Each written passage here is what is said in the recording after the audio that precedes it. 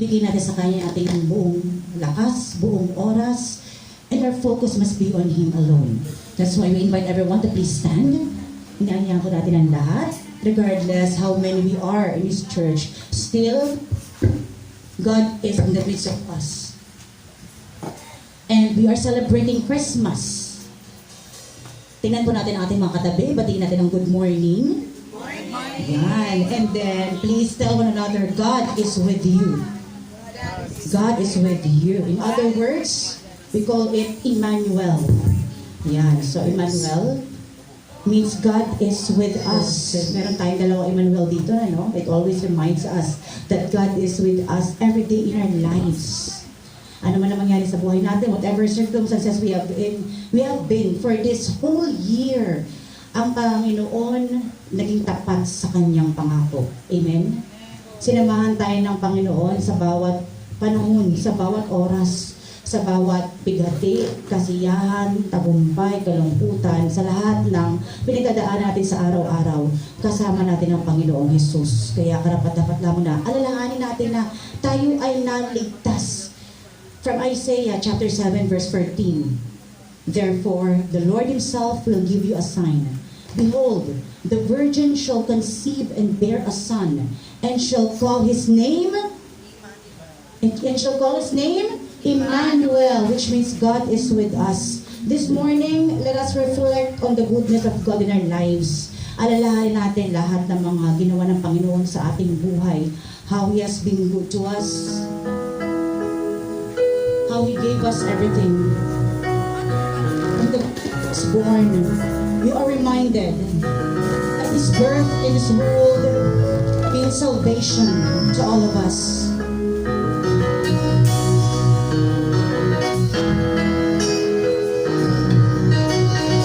Let's put our hearts and minds to the presence of the Lord.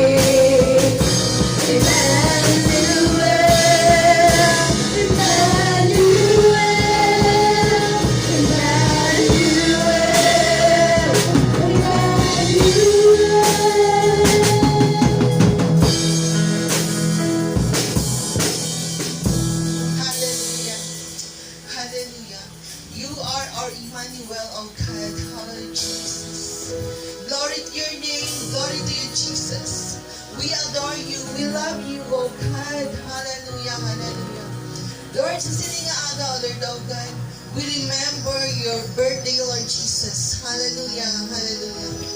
Lord, sa sininga aga, Lord, O God, nagapangayo kami sa kapatawaran, sa amon tagsa ka mga bantangan, Lord Jesus, sa amon tanan nga mga hindi na namin nga ginhimo, Lord, O God, sa bilog mo tuwid. Hallelujah, hallelujah. Thank you, Lord, O God. Thank you for coming into our lives, O Lord Jesus, to save us, O Lord, O God. You are Emmanuel. Hallelujah, hallelujah. Dahil Ginoo sa sininga aga, ginasurrender namon ang tagsa namon kakabuhi, ang tagsa namon kakabalingon, O Lord, O God. Nga kami magapalapit kag magasimba sa imong ngalan. Magapalapit kami sa imong trono, magaluhod, O Lord, O God. Nga may kahadlok, O Lord Jesus, nga may pagbalangga, O Lord, O God. Hallelujah, hallelujah. Lord, ang ini nga Sunday service, O Lord, O God, we entrust everything to you, Lord Jesus. Kang iugdan mo kami, Ginoo, sa amon, Lord, nga pagpasimba, O Lord, O God, kag pagdayaw nila sa imo, Lord Jesus. Ay hanang amon yung mga kaupo, O Lord, O God, magapakaripalan sa sininga doog, O Lord, O God. Ikaw magaupod sa ila, Lord Jesus. Ikaw mag-convict sa ila nga taksa ka tayong pusood. Nga ini nga adlaw, Lord, O God, you have made for us, O Lord Jesus. Hallelujah, hallelujah. Sa sinipan nga adlaw, Ginoo, ang buko, Ginoo, ang amon nga taksa ka sa Sunday service ay multitudously over the Philippines, all over the world, Lord, O God. Nga imo, Lord, nga kadayawan, O Lord, O God, mga papilin, O Lord, O God, sa mga doog, O Lord Jesus. Ang amon sa mga pastor or minister, Lord, O God, nga mga deliver sa message, Ginoo, patungkol sa imo, Lord, O God, nga kapanganakan, Lord Jesus. Hallelujah, hallelujah. Galing Ginoo, ogdan mo kami, ang amon nga tagsa kaudod ay may nilapatya, Lord, O God. Ikaw magatandog sa ila, halin sa ulo, hasta sa dapadapag, Ginoo. Ikaw ang nagbugay sa ila sa pabuyo, Lord, O God. Ikaw naghatag sa maayong nga lawas, Lord, O God, sa ila. Galing Ginoo, sa silingan ninyo, Lord, O God, we claim the complete and total healing be upon them, Lord Jesus. Ayhan sa ila na kapanimalay, ayhan aral dito sa ospital, Lord, O God, because of the circumstances, Lord Jesus. Hallelujah. And we bring comfort, Lord, O God, sa tagsa naman ng mga kauturan na nadulaan sa ilang mga himata, Lord, O God, na natabo sa sininga Christmas season, Lord, O God. Lord, let the comfort and love, Lord, O God, be upon them, Lord Jesus. Hallelujah, hallelujah. But we know, Lord, O God, ang amon nga tagsa ka mga kauturan nga nagwalay na sa sininga kalimutan. Yara na sila sa inyo, sa imong tubangan, kaga sa imong ang ginharian kung nakabatod sila sa imong ilang personal na matuluwas, Lord Jesus. Hallelujah, hallelujah. Lord, we thank you, Lord, O God, for this day, Lord, O God. We thank you for the new day. Thank you for the new year, Lord, O God. Although, Lord, may isa pa kami kasimana bago matapos ang batuing, Lord, O God. But Lord, we have to thank you, Lord, O God. Everything, Lord, nga ginhatag mo sa amon, especially, Lord, O God, ang amon nga tagsa kakabuhi.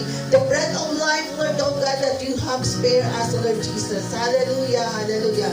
Thank you so much, Lord. Kagagyan, ginadayaw ka namon, paagi sa siningang mga ambahanon, Lord, O God. Hallelujah. We bring you back all the praises, the glory, and the honor for you alone, Lord Jesus Christ. Ang tanan paghahambal na. Amen. Amen. Amen. Hallelujah. Palakpakan po natin ang ating Panginoon. Hallelujah. Hallelujah. Good morning. Good morning din sa tanan. Hallelujah. This is a great day to celebrate. Hallelujah. So now, let's welcome each one another, no? Hataganta, shake hands, an embrace, a kiss, maglibot kita, iparamdam natin sa ating kapatiran how we love them. Amen? So let us all sing and welcome each other as we welcome the presence of the Lord in this place. Hallelujah!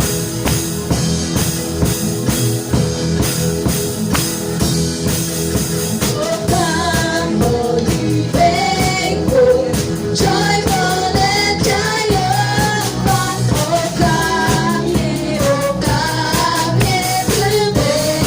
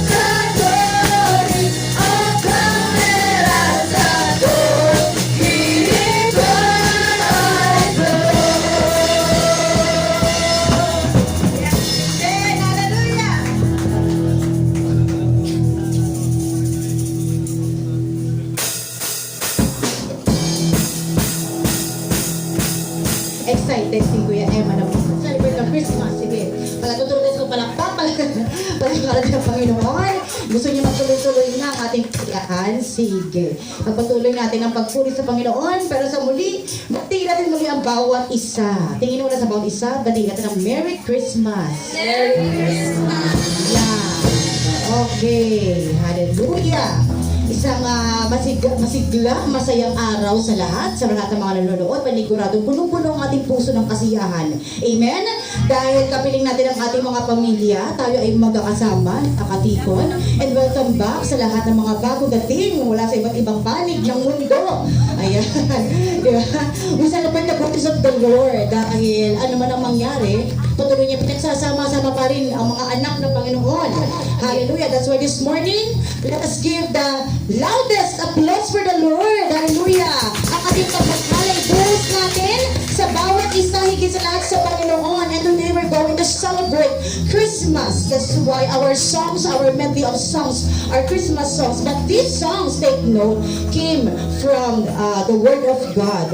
And it tells the story of how God is born, how Savior is born in this world. Amen? That's why today, let us prepare our hands and let's sing for the Lord. Hallelujah.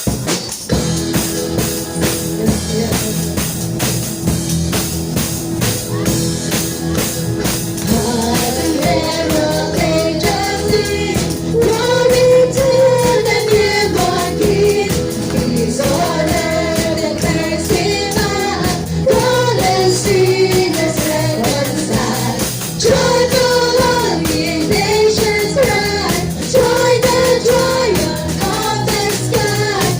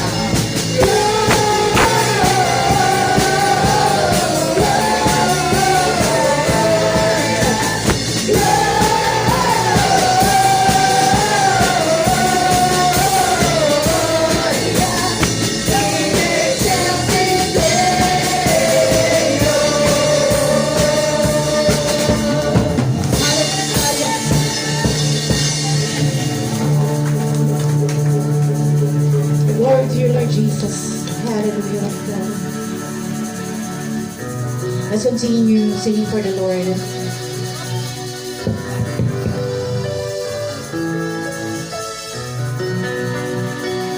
Let us invite the presence of the Lord in our hearts.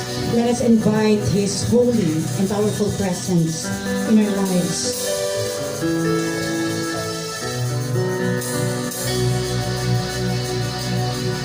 Oh, come, Emmanuel,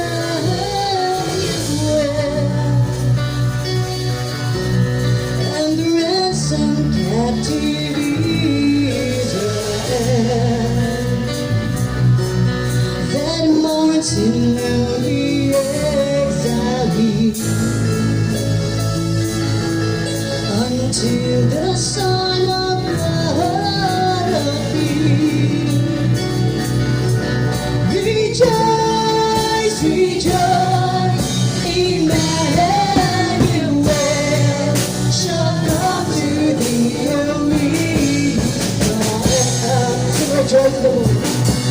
Rejoice, rejoice, Emmanuel shall come to thee, O Israel. Oh, come thy days will come and cheer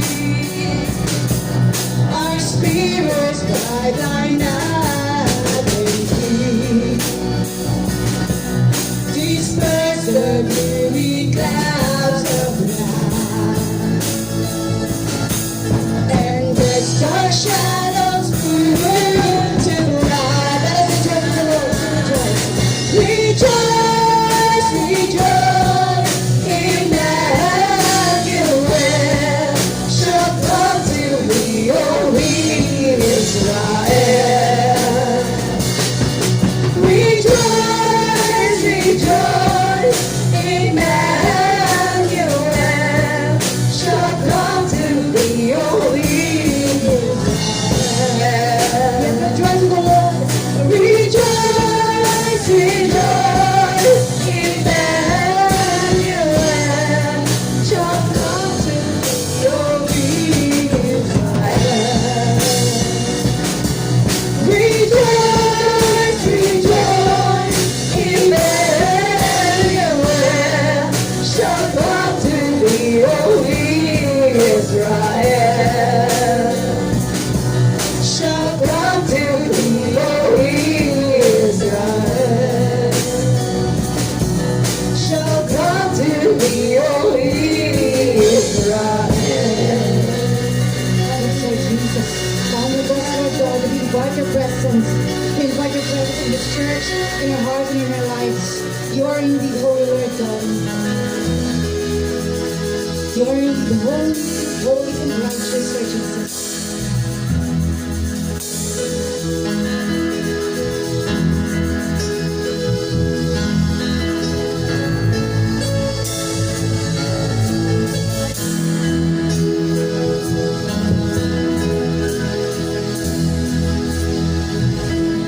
Oh, holy night, the stars are brightly shining.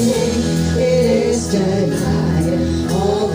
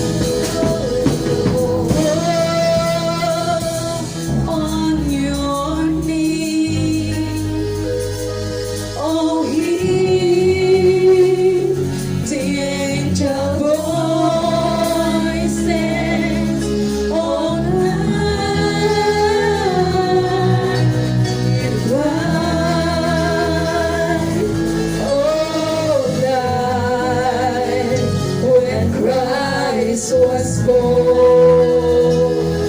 All night,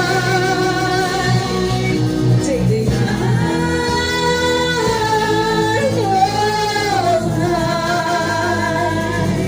all night,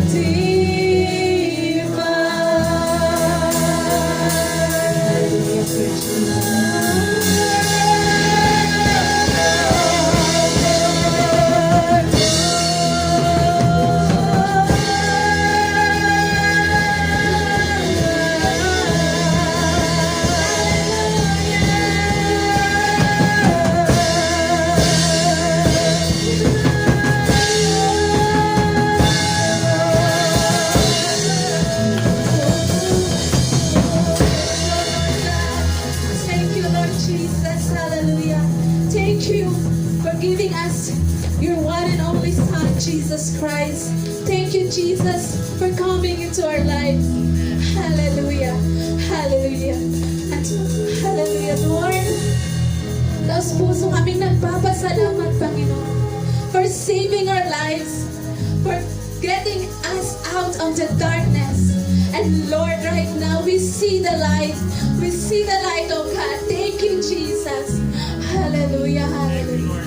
Now, oh God, and forever, you will be lifted high. Glory to you.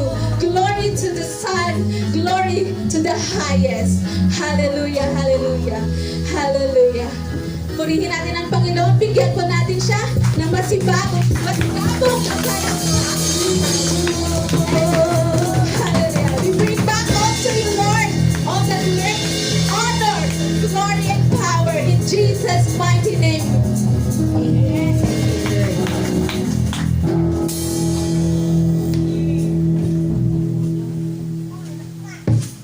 Amen. Remain standing. Let's open our Bible in the book of Luke. Luke.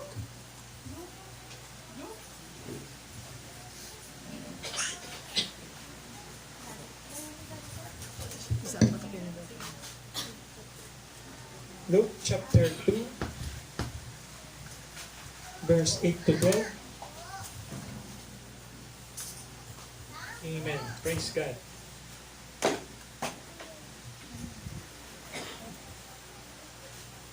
Nakuha na po. Basahon ta po sabay-sabay, no? Luke chapter 2, verse 8 to 12. Ang basa verse 8, and there were shepherds living out in their fields nearby, keeping watching over their flocks at night.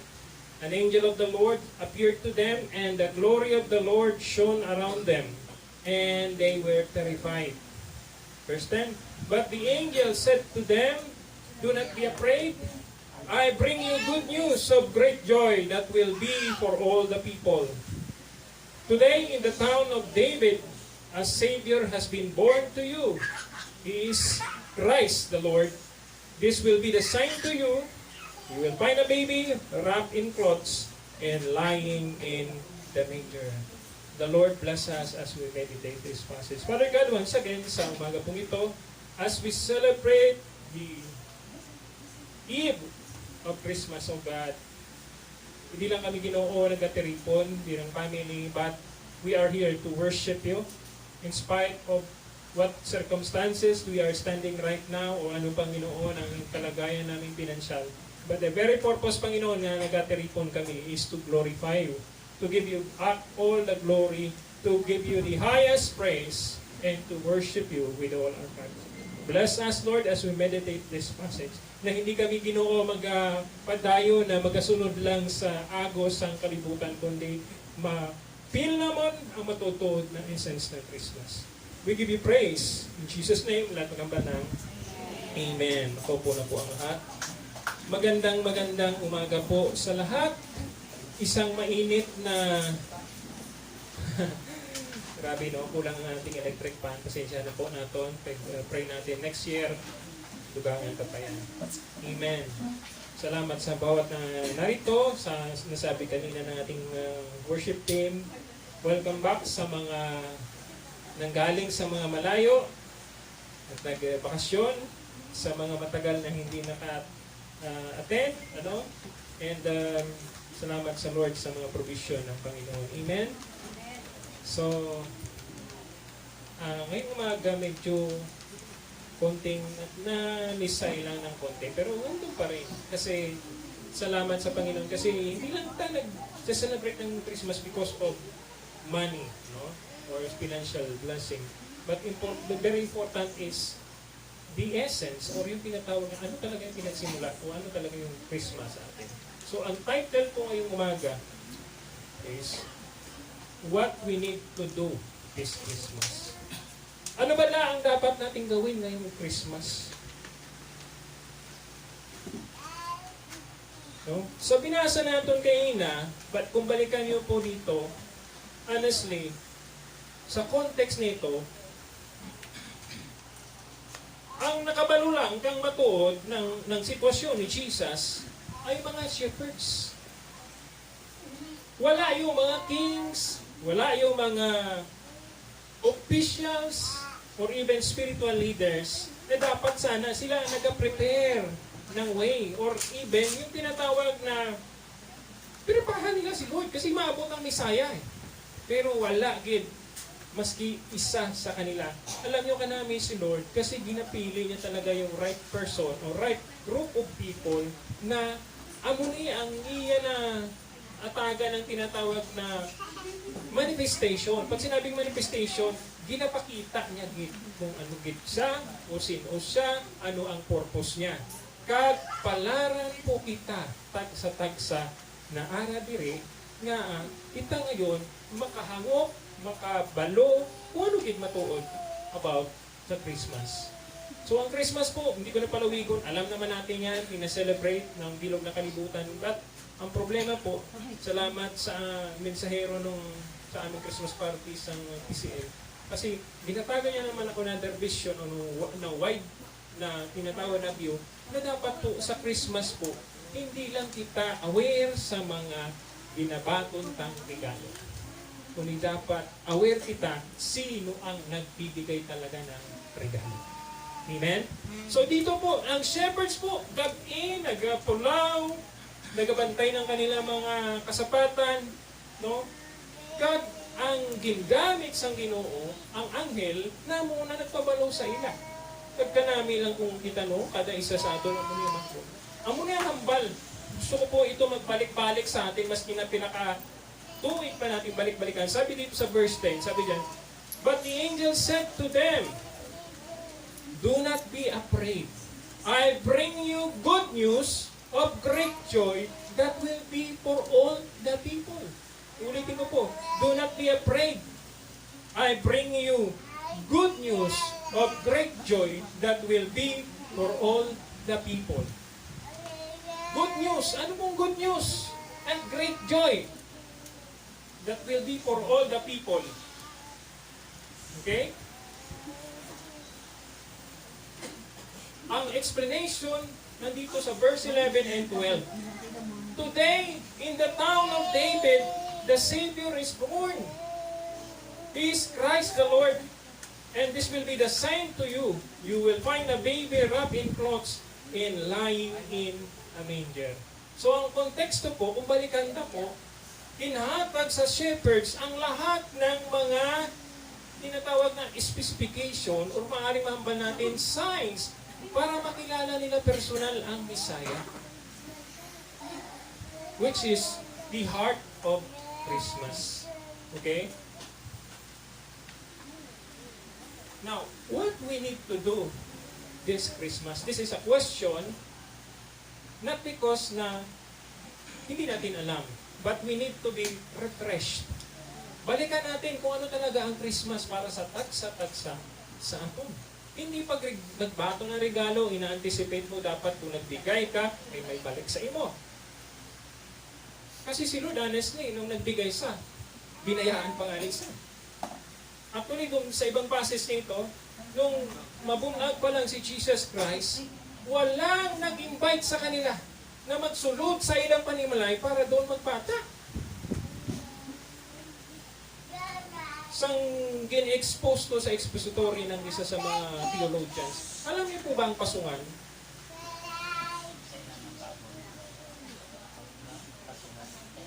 pasungan pakauna ng mga sapat. Doon nabunag si Jesus Christ. O, di ba? Tama ka. Sabi nga ni natin guys, so pinaka-ma-amol, hindi butang ang yan para. Yes. Pero no choice. Si Jesus binutang sa pasungan. Hello? Wala ko nabatian na maski imol dito na hindi nakalatag sa banig or nabutang sa tinatawag na tawag dyan, ano tawag dyan, kumot. Kundi binutangan din ng tinatawag na hopping para matmayan ang iyang angkan. So si Jesus, grabe ang iya na, sabi nga ni Jan, kung ano ang pinaka-dapat hindi maranasan ng isang lapsag, naranasan ni Jesus. But today, what we need to do this Christmas, first and foremost, dapat po hindi natin malipatan po. Focus on the promises of God for you. Ano ang promisa ni Lord sa iyo? Hindi sa promisa sa iban, hindi sa pwede niyo mabaton, kundi ang promisa ng Diyos para sa iyo. Okay? How do we do that? First and foremost, read and meditate God's Word. Minsan pabalik-balik na to, pero minsan nalipatan natin. Ano gagawin natin kung basahin natin pagkatapos mag-meditate? No? The following God question will help us. Naglagay lang ako ng isa dyan, pero ang dami nito kung tutusin. So number 1, after reading or hearing this passage, what are the things that you know and learn from it? Pagkatapos mong basahin ang scripture passage, yung mga promesa ng Lord, huwag ka lang mag-claim ng mag-claim. Ang dapat gawin mo, ano ang gagawin mo para ito ay mapasayo? Ay si Lord, naghahatag sa ng blessing, yet, kailangan din na mayroon kitang parte. Okay? So please, hindi kita dapat nang basa, pagkatapos ng basa, ay wala na kitang hihimuon. Okay? Dapat po may himuon kita. No? Yung tinatawag na meditate and read and i-apply mo. Ano ba ang message ni Lord sa iyo? Sa promises niya. No? At ano ang parte mo o bahin mo para gawin ito? Amen? Ikalawa, what we need to do this Christmas, or what we need to know this Christmas, is to analyze and understand what message that God instructs to you. Not to me, not to everyone, but to you personally. Okay? Okay? So, hindi po kita dapat dito tinatawag na nagahimo ng paagi lang, pagkatapos mo ma-analyze, wala kang gagawin.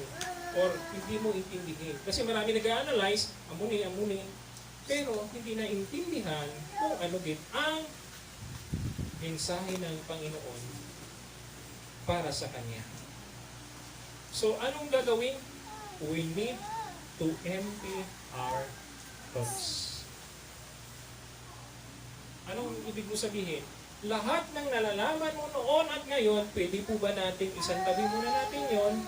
Hayaan natin ang Diyos ang maghimo ng paagi para sa iyo na makabalo ng bagong mensahe ng Panginoon.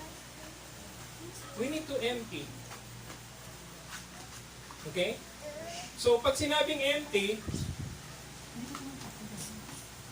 yung tinatawag na pag nabasa mo, sasabihin mo na, ay, alam ko ng mensahe na yan. No, you have to carefully study the passage for us or for me. No? Na mayroon kang mababago o may makukuha ng bagong mensahe ng Panginoon. Okay? So dito po sa passage na to, marami kitang dapat matutunan. Ano po yun? Ito po. What are the steps that you consider with regards in applying the principles in this passage? Yung shepherd po rito, pagkatapos silang nabatian ang message ng Panginoon, okay, pagkatapos nila nabatian ang message ng Panginoon, hindi po sila nagstay doon sa field. Hindi lang sila nagstay on the field. They searched where the Messiah was born. Okay? So dapat po ito ang isa sa mga bagay na hindi natin makalimutan. We have to analyze and understand the message that God instructs to us. No? Yung steps po to, ito yung hakbang sa Tagalog. Ano yung gagawin mo pagkatapos mo kabalo? Kasi yung shepherd po dito, nung pagkasabi ng angel,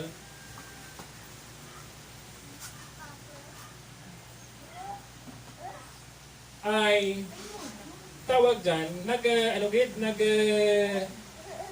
naghimo ng instruction yung mga yung tinatawag na tawag dyan angel doon sa mga shepherds na dapat may gagawin sila. Sabi diyan, kung babalikan natin sa passage nito, nagsabi doon ang mga shepherds, let's go to Bethlehem. Isang bagay na dapat po na yung action word not only to ask, not only to tell, but we have to move forward. No? Steps, hakbang, hindi lang po isa. Pagkatapos ng nakita natin, kung babasahin niyo po sa ibang passage, yung mga shepherds po, pagkatapos niyo makita ang Messiah, they go to another places to be a messenger or witnesses for the King or the Messiah has come. Hindi sila nagbalik doon sa field. Wala sila nagbalik. Kundi pagkatapos silang mabatian ang mensahe ng Ginoo, tawag dyan, libot sila. Okay? So, dapat po sa atin po, every Sunday, every month, may bagong mensahe si Lord sa ating lahat. And yet, kung kaysa nagkapabilin kita, so doon sa naman anta, sa mas mahapos, pero pag medyo mabudlay, hindi na paiway pa. So, we have to do, and we have to answer, or we have to act, the steps, that we have to do in obeying the message of the Lord for us. So yung angel po rito, sumunod lang siya sa instruction ng Lord, sa King of Kings and Lord of Lords. Pagkatapos noon na i-deliver niya ang message, it's up to the shepherds on how they will share the gospel. Kabay po, hindi kita nakapokus sa pagkain, sa regalo. Kundi, ano yung dapat mong gawin sa ngayon? Kasi birthday na naman, gamitin natin yung term, birthday na naman ni Lord. Dapat meron tayong himuon para naman sa Kanya. Amen? Hindi lang para sa atin. Kasi ang nangyayari po, the whole world, na yun ang mali na paniniwala, mayroong exchange gift, may bigayan ng regalo. Pag hindi ka na rin nabigyan, ano ang Christmas mo? Blue. Diba? Si Lord hindi ka nun. Siya nga yung nagbigay. So, dapat makita natin yung ating mindset, na dapat po, every time we read the message of the Lord, we have to analyze it, and we have to understand, and we need to empty our thoughts. Wag nating bigyan ng tawag na premeditated thoughts na, ito na yon. Hayaan natin si Lord na tulungan tayo because si Lord, pag nagbigay ng mga instruction, klaro ang kanya mga pinapaubra. Okay? Ikatlo. Tapos lang po to. Ikatlo. Take a responsible action. Yung kanina, pat po ito eh. Pat. Ano yung A? Yung F, focus. Ang ikalawa, analyze and understand. Ikatlo is to Take a responsible action. Marami tayong ginagawa na action, pero minsan, hindi responsible. Walang tinatawag na accountability. So these are the things that we need to do. Dapat may accountability. So yung shepherds po, hindi sila nagpabili. Pagkatapos sila mabatian, ay salipay na kami, nabala na namin ng Bisaya. Kung di nag-imo sila ng tikang, alam niyo po, hindi mahapos. Ibilin mo ang mga kasapatan mo sa fields, tapos makatpo ka doon sa lugar kung di nag-war ng Panginoon. Pagkatapos, malugid ka pa. Kaya noon, uso na talaga ang magmarites. Pero manami na inom marites, hindi po yung mga labay-labay sa lapay na mga subilano. Hello? So when you apply the insights of principles, so ito maganda eh. No? Take a responsible action. Move according to what God instructs in us. Susunod ka lang. Pangalawa, do not shortcut the process.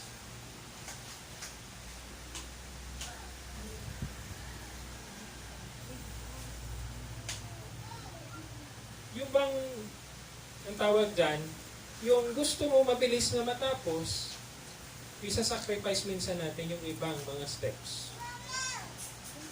No? So, yun yung dapat nating iwasan. Do not shortcut the process. Amen? So, this Christmas, lalo na po ngayon, dapat i-align natin ang ating kaugalingon sa tama na paminsaron na ginhatag ni Lord manunod sa diwa ng Pasko. Okay? So, when you apply the insights or principles, no, dapat po hindi sa susunod. Kasi yung sabi ko dito, when you apply, baka sabihin nyo sa akin, next year na lang, Pastor, kasi ngayon ko lang nabatian. Dapat, pagkatapos nating mabatian, mayroon na tayong gagawin na action sa principle or insights na ating na tutunan. So ngayong year po, sabi ko, wow, no? Although, hindi man kasing, sabi nga dyan, hindi man tayo kasing ano pa last year, sabi dyan, bugana, pero ang importante, alam natin kung sino ang nagbibigay ng blessing. Amen? Pasalamatan natin siya. Pasalamatan natin siya in the sense na bigyan natin ng oras. Ano ang ibig sabihin ng oras? Bigyan natin talaga ng time siya to talk to Him, not only in prayer, but in any time, in any given day, na ikaw ay libre. Kausapin natin ang Panginoon at pasalamatan na sa lahat ng kanyang ginawa sa atin. Kasi importante ito. Hindi lang po yung baton kita, dapat nag-expect ka pag ngayon, Christmas Eve, lalo na mamayang gabi. No? Naghihintay tayo ng regalo. Eh, what if kung wala na mag-abot na regalo? So, hindi Christmas sa'yo. So, tulungan natin ang ating mga sarili na dapat, Lord, narito ko ngayon, ibibigay ko ang aking sarili bilang regalo sa iyo. Paano mo ibibigay? You have to move according to the word of the Lord, yung instruction niya na tinatawag na maging righteous and holy in His sight. Naku na po na regalo yun. Naku na po yun na regalo. Kasi hindi naman natin laging magagawa yun. Honestly. So, take a responsible action. So, move according to what God instructs in us. Do not shortcut the process and apply the insights or principle. Marami po dito nakabalo. Isa ng example dito, hindi ko papalawigin. Kapag tayo nagte-take ng exam, pag sinasabi natin minsan, madali lang yung exam. Kayang-kaya. Nag-review ako.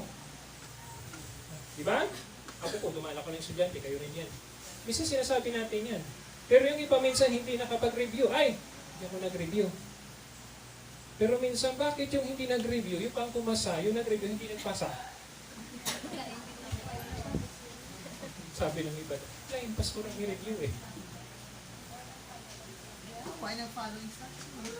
Alam niyo po ba na marami talagang bumabagsak doon sa pakikinig ng instruction at sagsasagawa ng instruction.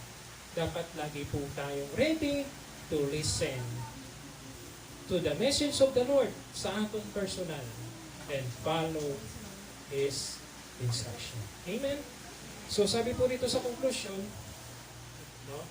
Do everything without complaining and arguing, so that you may become blameless and pure, children of God without fault in a crooked and depraved generation, in which you shine like a stars in the universe, as you hold out the word of life, in order that I may boast on the day of Christ, that I did not run or labor for nothing. Ano po ito? Isa-summarize ko na lang. Dapat po gawin nating maging panabik, kasiya-siya, at hindi lamang po doon mapupulutan ng aral, at ang ating buhay po dito, masasabi natin hindi sayang ang oras natin sa isang bagay na ginagawa natin nang walang kapuluhan. Kundi ang lahat ng ito, o lahat man ng ginagawa natin, iaalay natin kay Kristo. Amen po. Sa umaga pong ito, isang maligayang Pasko po sa ating lahat. God bless you po.